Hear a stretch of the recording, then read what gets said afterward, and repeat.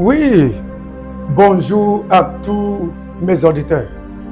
Il y a cette question qui trouble mon esprit depuis un certain moment. Cette question est: pourquoi les résultats ne sont pas égaux? Quand je me réfléchis sur ces sujets, le Saint-Esprit m'a dit de faire un enseignement pour mieux expliquer aux gens, au peuple, la raison pour laquelle les résultats ne sont pas égaux. Tu peux être dans la même entreprise que ton collègue, même travail, mais les résultats à la fin ne sont pas les mêmes, ne sont pas égaux. Vous pouvez être dans la même église, le pasteur prêche, même message, les fidèles écoutent le même message, mais la manière de les comprendre diffère. Qu'est-ce qui peut causer ça? Qu'est-ce qui peut, à la base de l'un est riche, l'autre est pauvre, l'autre réussit, l'autre échoue, l'autre est malade toujours, mais l'autre vit dans la bonne santé? C'est ces questions que je vous répondrai à travers l'émission de ce matin. Allons, que Dieu vous bénisse. Oui, gloire à Jésus. Comme je disais, que le sujet que nous allons traiter aujourd'hui est pourquoi les résultats ne sont pas égaux. Mais avant de rentrer dans cet enseignement, nous allons prier d'abord. Sachant qu'aujourd'hui est le premier jour de la semaine et l'émission est prière et paroles prophétiques avec le docteur Opaï Dike Opaï. Je prie pour que l'Éternel passe à travers cette émission pour vous donner les clés que vous avez besoin pour ouvrir toutes sortes de portes. Croyez-moi, après cet enseignement, vos mentalités, vos attitudes vis-à-vis de Dieu, vis-à-vis de son Église, changera au nom de Jésus. Prions. Seigneur, nous te rendons toute la gloire et l'honneur. En tant que ton serviteur, je n'ai aucune parole qui vient de moi-même. C'est pourquoi je prie pour que tu m'utilises ce matin. Donne-moi, Seigneur, la parole qui bouleversera des situations, qui transformera des vies. Satan, je te lis et je te débarrasse de l'émission de ce matin. Saint-Esprit, prends le contrôle au nom de Jésus. Amen. Amen. Oui. Pourquoi les résultats ne sont pas égaux? Ça, c'est un bon sujet qui est tellement intéressant, qui vous aideront à changer la manière dont vous voyez le succès. Au lieu d'envier ton voisin, au lieu de jalouser ton voisin, ce que tu dois dire, ou bien ce que tu dois faire, est de chercher à savoir ce qu'ils ont fait pour atteindre le niveau de résultat qu'ils ont atteint. Ce que vous devez faire est de chercher à savoir ce qu'ils ont fait, l'information qu'ils ont reçue. Parce que l'information est une clé qui ouvre des portes que les efforts humains ne pourront pas ouvrir. Aussi, quand tu trouveras cette information, bien ces clés, tu l'appliques pour pouvoir avoir les meilleurs résultats. Alléluia. Nous allons prendre le livre de Marc chapitre 4, à partir du verset 10 jusqu'au verset 12. Quand j'ai étudié ces 2-3 versets, j'ai reçu ces révélations qui m'ont choqué. Aussi, c'est vrai, c'est ce que je suis sur le point de partager avec nous. Lis la parole de Dieu, mon fils. Allez-y. Lorsqu'il fut en particulier, ceux qui l'entouraient avec les 12 interrogeaient sur les paraboles. Ça, c'est Jésus qui a prêché à la foule. Et il utilisait la parabole pour leur prêcher. Il faut savoir que quand on utilise la parabole, c'est-à-dire, ce n'est pas évident que tout le monde comprendra de quoi que le prédicateur parlait, de quoi ils expliquaient. Mais la Bible nous a dit, dans ce verset, reprends ça encore, vous allez remarquer ce que ce verset est en train de dire. La croisade est déjà terminée. La prédication est déjà terminée. Ils ont déjà partagé la grâce. La foule ont déjà dispersé. Chacun retourne chez lui à la maison. Relis le verset. Lorsqu'il fut en particulier, nous parle de lorsqu'il se retrouvait seul. Il n'est plus avec la foule. Qu'est-ce qui s'est passé? ceux qui l'entouraient avec les 12 l'interrogeaient sur les paraboles. Ceux qui étaient à sa proximité, ceux qui étaient proches à lui, y compris ses disciples. Maintenant, je peux dire que cette affaire, maintenant, je peux dire que c'est trouve entre la foule et les disciples.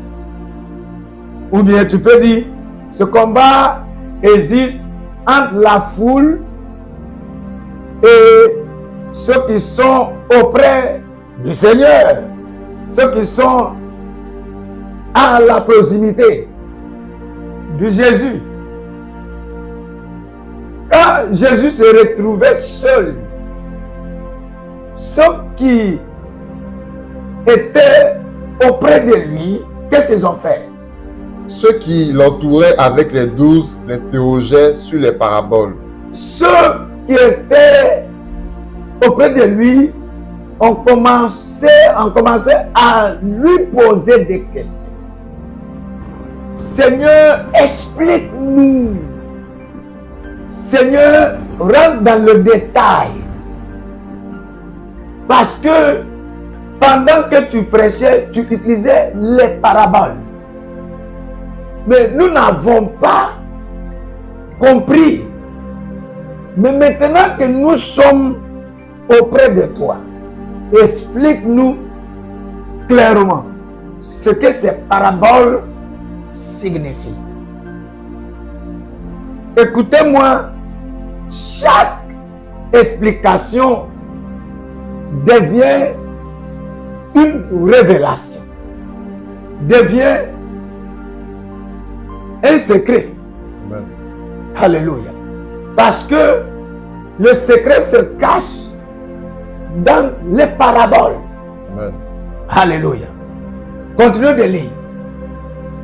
Il leur dit, Il leur dit, écoutez la réponse que le maître a donnée à ses disciples, à ceux qui sont auprès de lui. Il leur dit quoi? c'est à vous qu'a été donné le mystère du royaume de Dieu. C'est à vous qu'il a été donné l'explication. C'est à vous qu'il a été donné la capacité d'opérer des miracles, de savoir ce que les autres ne pourront pas savoir, Amen. de connaître ce que les autres n'ont pas eu l'opportunité de connaître. Amen. C'est à vous l'avez dit qui, ceux qui sont à la proximité, ceux qui sont auprès de lui. Permettez-moi de vous dire que d'être auprès de maître, c'est ce qui te garantit ce genre de privilèges que la foule n'a pas. D'être auprès du maître, c'est ce qui t'accorde l'accès au secret, l'accès à des révélations. Parce que quand le maître a fini de prêcher en utilisant les paraboles, tu as compris, oh? Tu n'as pas compris, oh? C'est fini. Plus de disputes. Mais pour ceux qui ont faim d'avoir la connaissance, pour ceux qui ont faim de savoir, je reprends, pour ceux-là qui ont faim de savoir, ne disperse pas avec la foule. Il continue dans la recherche de connaissances, dans la recherche de savoir, dans la recherche de recevoir des révélations, d'avoir des révélations. Parce que la révélation est spirituelle. Amen. Alléluia. La révélation est spirituelle. Amen. La révélation est une clé qui ouvre ton entendement, Amen. ton esprit. Amen. Quand ton esprit est ouvert, la capacité est libérée. Amen. Alléluia. Il y a certains qui sont dans la même église. Ils écoutent le même message. Ils se sentent excités pendant que l'homme de Dieu est en train de prêcher. Ils acclament. Ils poussent des cris de joie. Mais à la fin du culte, ils s'en vont à la maison. Mais il y a ceux qui sont auprès du maître. Quand ils n'ont pas bien saisi ce qui était prêché, parce qu'ils sont auprès de lui, ça leur donne l'opportunité de poser des questions. C'est pourquoi il a dit, c'est à vous qu'il a été donné ce privilège de savoir. Oh, alléluia.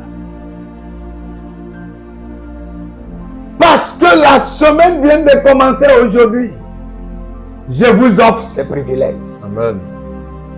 D'approcher le Seigneur. Permettez-moi de nous poser ces questions. Qui sont la foule? La foule sont ceux qui viennent regarder le spectacle. La foule sont ceux qui viennent participer, assister dans le culte. La foule sont ceux-là qui viennent écouter l'homme de Dieu prêcher. Ils sont des spectacles. Pendant que le spectacle se passe, pendant que la prêche se passe, ils se sentent heureux. Ils se sentent excités. Ils se sentent contents. Après le spectacle, ils s'en vont à la maison, mais sans rien recevoir. C'est pourquoi le message qui vous a été prêché le dimanche, le lundi matin, ou bien même le dimanche soir, tu oublies ce qui était dit. Quand on te demande qu'est-ce que l'homme de Dieu a prêché aujourd'hui, il a prêché sur quel sujet, tu as oublié. Parce que tu fais partie de la foule. Oh, alléluia. Parce que tu suis le vent. Parce que tu suis le nombre. Parce que tu suis le moment. Le moment est que pendant que la prêche se passe, l'atmosphère est toujours chargée. Tu reçois la parole qui te fait rire, soit une parole qui te fait pousser des cris. Mais la vérité est que quand le tempo devient calme, tu ne peux pas expliquer ce que tu as reçu. C'est parti. Mais ça, c'est pour expliquer ce que signifie la foule. Maintenant, qu'est-ce que signifie un disciple? Qui est un disciple? Un disciple, c'est celui-là qui assiste au culte comme la foule, qui se sent excité comme la foule, qui pousse des cris de joie pendant que la prêche se passe comme la foule. Mais ce qui fait la différence entre lui et la foule est que la foule se disperse. La foule se précipite à retourner à la maison. Mais lui, il continue avec le maître. Il est toujours à la proximité, auprès, pour poser des questions, pour qu'elles puissent être bien éclairées, pour qu'elles puissent bien comprendre ce que le sujet, l'homme de Dieu a prêché, veut dire ce que ça dit. Oh, alléluia. Amen. C'est ça qui fait la différence entre un disciple et la foule. Quand un disciple reçoit cette explication, il applique cette explication, cette révélation, ce mystère dans ce qu'il fait comme travail, dans sa manière de gérer son foyer, dans sa manière de gérer son activité, dans sa manière de gérer ses relations et dans sa manière de gérer sa relation avec les hommes, ses collègues. C'est pourquoi deux personnes se marient. Le mariage de l'autre est tombé. Ils sont divorcés. Le mariage de l'autre continue de réussir. C'est pourquoi deux personnes vont à l'église. L'autre là se sent tellement béni. L'autre là se sent pas béni, se sent vide. Oh, alléluia. Amen. C'est le choix que vous pouvez faire aujourd'hui qui est le premier jour de cette semaine. Vous pouvez choisir d'être des disciples. Laissez-moi vous montrer, parce que ce principe n'a pas commencé avec les disciples de Jésus. C'est le même principe que Jésus-Christ lui-même a appliqué avant qu'il commence à opérer des miracles, avant que son ministère ne commence. Lis pour moi, mon fils, le livre de Luc, chapitre 2, à partir du verset 46, et tu lis jusqu'à 47. Au bout de 3 jours, Au bout de 3 jours, il le trouvait dans le temple. ça c'est les parents de Jésus. Jésus avait 12 ans. À l'époque, il était encore jeune, il était encore un adolescent.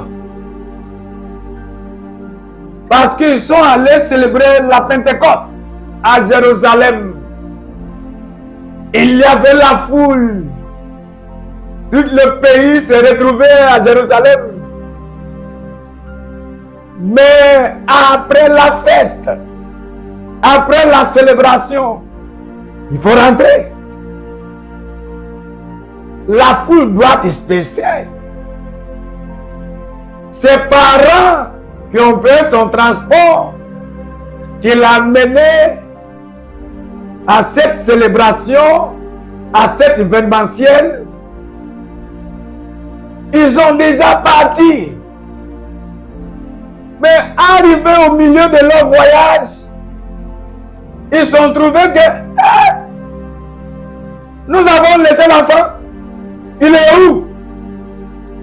Ils se sont retournés maintenant à Jérusalem. Il faut remarquer que la foule ont participé déjà à la fête de la Pentecôte.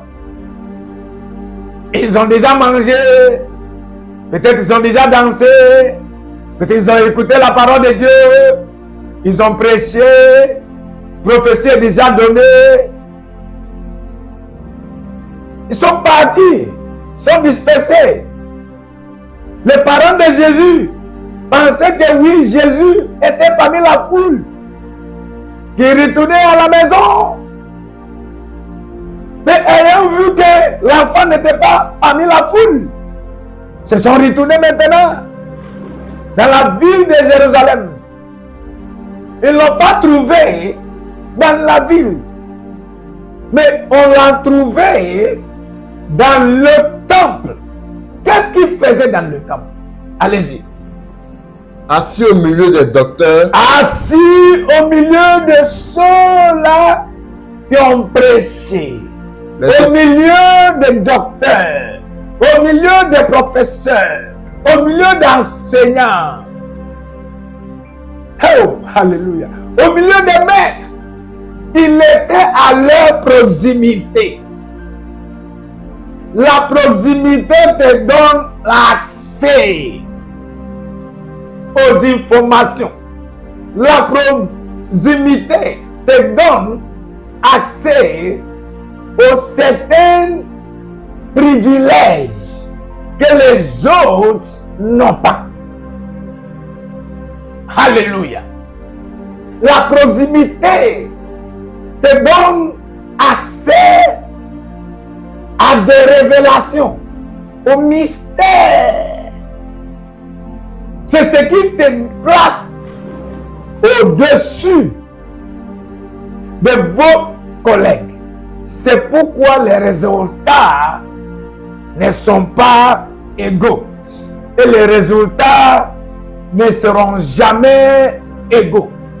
Alléluia. Amen. Lis. Qu'est-ce qu'il faisait dans le temple? Les écoutant et les interrogeant. Non seulement qu'il les écoute, mais il les interrogeait. Les interrogeants veut dire il leur posait des questions. Nous vivons dans la génération qui n'aime pas poser des questions. Ceux qui assument que ils connaissent. Qu'est-ce qu'il va me dire? Oh, je sais déjà ce qu'il est en train de parler. Mais il n'a même pas encore terminé la phrase. Tu as déjà assumé que oui. Mais si tu peux te patienter, il y a certains, avant que le culte ne finisse, ils ont déjà soulevé leur sac. Parce qu'ils ont des rendez-vous. Ils ont déjà fixé le rendez-vous. Oh, alléluia. Jésus a choisi de rester auprès des docteurs, auprès des professeurs, auprès de maîtres, pour leur poser des questions. Allez-y. Tous ceux qui l'entendaient étaient frappés de son intelligence. Non et de ses seulement réponses. qu'il leur posait des questions, il expliquait certaines choses, ce qu'il a compris aussi. C'était dans ce moment que ceux qui étaient auprès l'attendaient. Ils ont évalué le niveau de son intelligence. Oh, alléluia! Amen. C'est ce qui fait que les résultats, le succès ne seront pas égaux. Qu'est-ce que vous faites avec votre temps? Les choix ne sont pas égaux. L'enfant a décidé de rester auprès des docteurs. Pas pour s'amuser, c'est pour avoir ce qu'ils ont. C'est pour recevoir des secrets, des informations, des mystères. Alléluia. Alléluia. Amen. Alléluia. Amen. Retourne sur Marc chapitre 4, donne-moi verset 11 seulement. 11 à 12. Allez. Il leur dit, c'est à vous qu'a été donné le mystère du royaume de Dieu. C'est à vous qu'il a été, vous là, ils sont qui? Ceux qui sont auprès, ceux qui sont de la maison, ceux qui sont à sa proximité. Allez-y. Mais tous ceux qui sont dehors. Attends. La suite, phrase c'est quoi? Mais. Dis-moi mais encore. Mais. Dis-moi mais encore. Mais. Quoi? Allez-y. Pour ceux qui sont dehors. Pour ceux qui sont dehors. Mais pour la foule. Pour la foule. Ceux qui négligent. Ceux qui ne prennent pas la parole de Dieu au sérieux. Ceux qui ne cherchent pas à savoir. Ceux qui n'ont pas de faim. Ceux qui n'ont pas la faim pour la connaissance, ils n'ont pas la faim. La Bible, la parole de Dieu, Jésus les voyait comme ceux qui sont quoi? Dehors. Ils sont dehors. Ce sont ceux qui opèrent leur activité avec des principes mondiaux, principes du monde. Alléluia. Principes du monde, c'est ce qu'ils utilisent. Mais il y a un mystère que le monde n'arrive pas à expliquer. Il y a des mystères, des secrets. Comment vous pouvez réussir dans vos activités qui diffèrent de même principe que le monde? Jésus a dit, mais ceux qui sont dehors, allez-y. Tout se passe en parabole. On ne doit pas leur expliquer pleinement. On ne rentre pas en détail quand il s'agit de ceux qui sont dehors. Quand il s'agit de ceux-là qui ne considèrent pas la connaissance. Allez-y, verset 12. Afin qu'en voyant, il voit et Quand n'aperçoit voyant, point. il voit. Quand voyant, il voit. Quand nous parlons de voyant, il vient participer. Si c'est pour chanter, il chante. Si c'est pour acclamer, ils acclament. Si c'est pour pousser des cris de joie, ils poussent des cris de joie. Mais après avoir fait toutes ces choses, ils ne comprendront rien. Ils ne comprendront rien. Allez-y. Afin qu'en voyant, il n'aperçoit point. Et qu'en entendant, il n'entende et ne comprenne point. Alléluia. Mais c'est à vous qu'il a été donné. C'est pourquoi j'ai dit, en tant qu'enfant de Dieu, j'ai le privilège que ceux qui sont dehors n'ont pas. Alléluia. Alléluia. Amen. Oh, alléluia. Amen. C'est ce qui provoque la jalousie. Quand lui, il a réussi plus que l'autre, la jalousie se provoque. Ça provoque l'envie, la jalousie, la haine. Pourquoi lui? Pourquoi ce succès-là lui est revenu? Pourquoi pas moi? Pourquoi c'est pas moi qu'ils ont donné la promotion, mais au contraire, lui a donné? Non.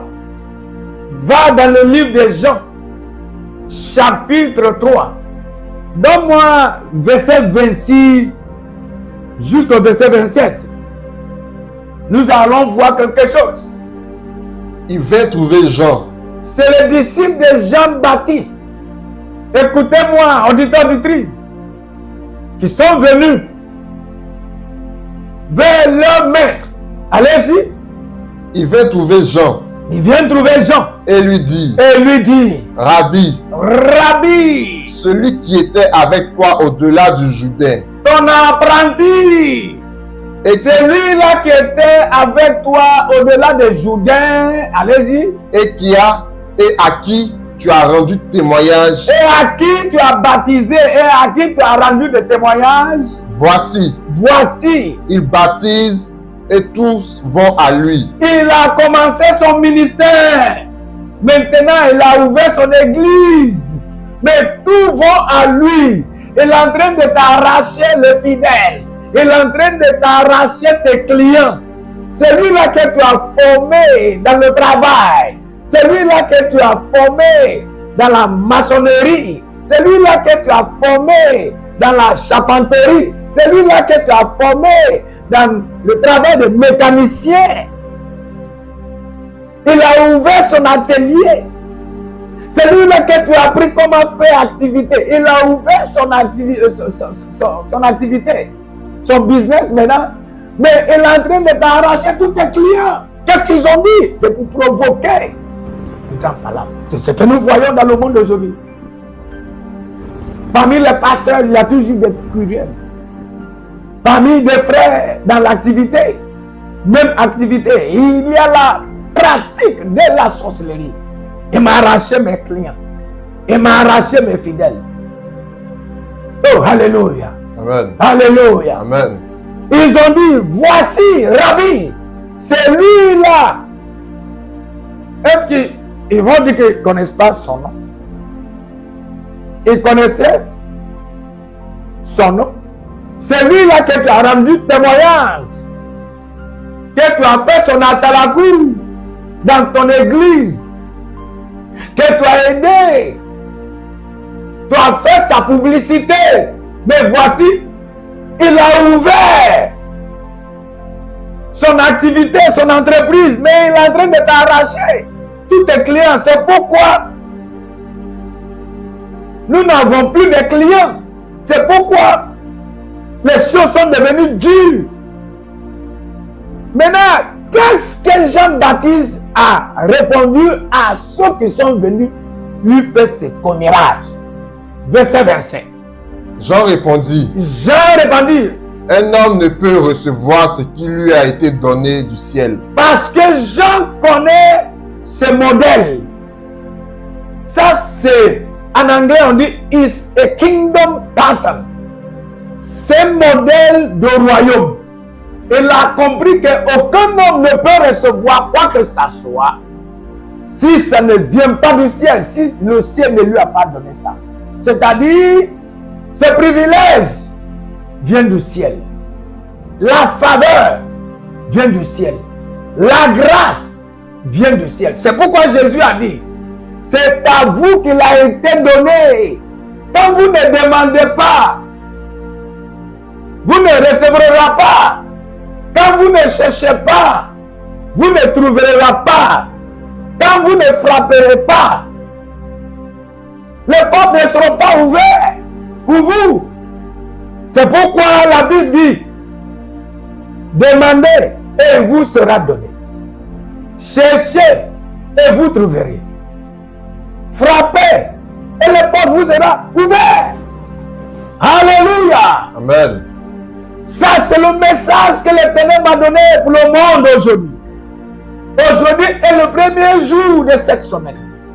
En tant qu'un homme de Dieu, je prie et je déclare que cet esprit d'envie, esprit de jalousie, qui vous a pris en otage, aujourd'hui que vous venez de recevoir cet enseignement, j'ordonne pour qu'il soit paralysé dans votre vie. Amen.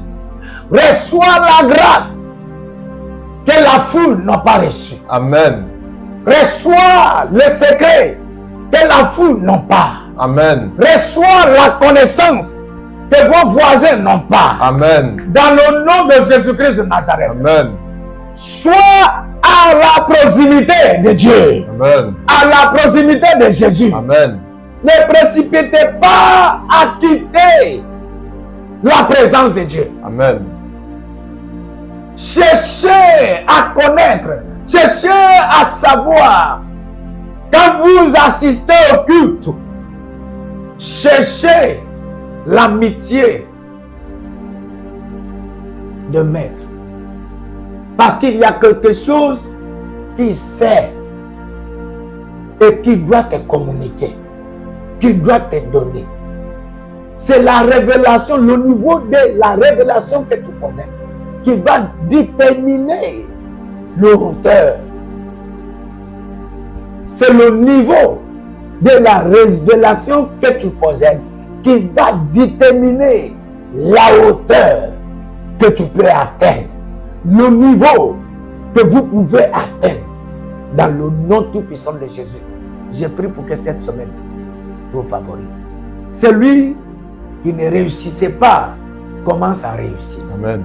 C'est lui là qui se sent toujours frustré dans ton activité.